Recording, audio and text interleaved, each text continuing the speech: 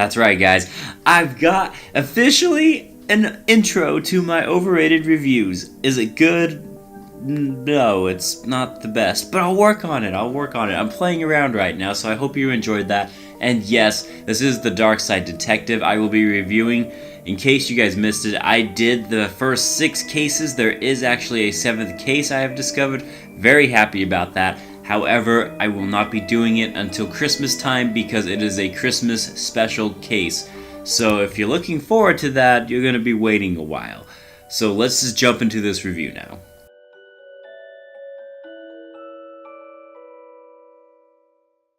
The Darkside Detective is a point-and-click mystery-esque game where you play as Detective McQueen with the help of his good pal Officer Dooley. You basically just go on these simple little adventures, you find items like you would expect in a point-and-click adventure, and you solve the cases. Now the thing that really sold me on this game was the dialect.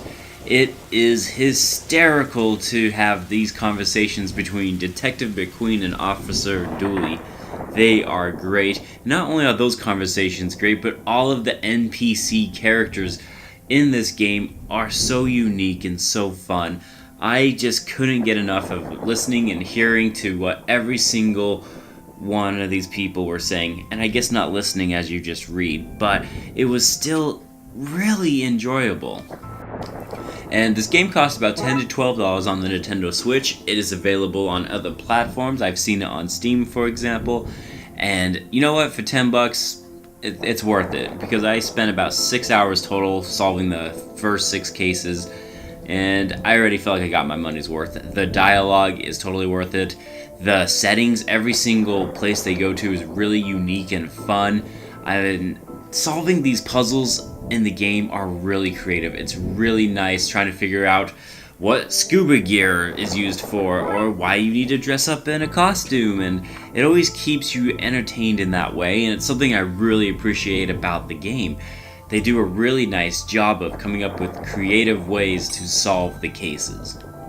And speaking of cases, if you're a big fan of references to other things, oh boy, you're in for a treat, man. I tell you, they have jam-packed this game with references. I'm talking the Konami Code. I'm talking books like Edgar Allan Poe and H.P. Lovecraft. They have a quarrel with each other. Even the titles of every single case is a reference to something. Home Alone is like Home Alone, get it? Malice in Wonderland is like Alice in Wonderland. I shouldn't have to explain these, you really should just know what these are. And then you'll even get mini puzzles in the game that have references to other games, like there's a Bioshock puzzle based on the hacking system from Bioshock. It is awesome!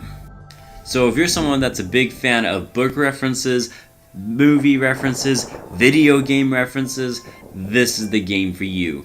The only downside to this whole thing for me were the mini puzzles.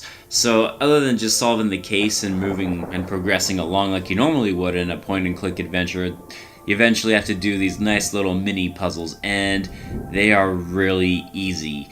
Literally, there's one that's basically putting together a jigsaw puzzle that's 8 pieces, and I was thinking there was a catch to it, and there wasn't.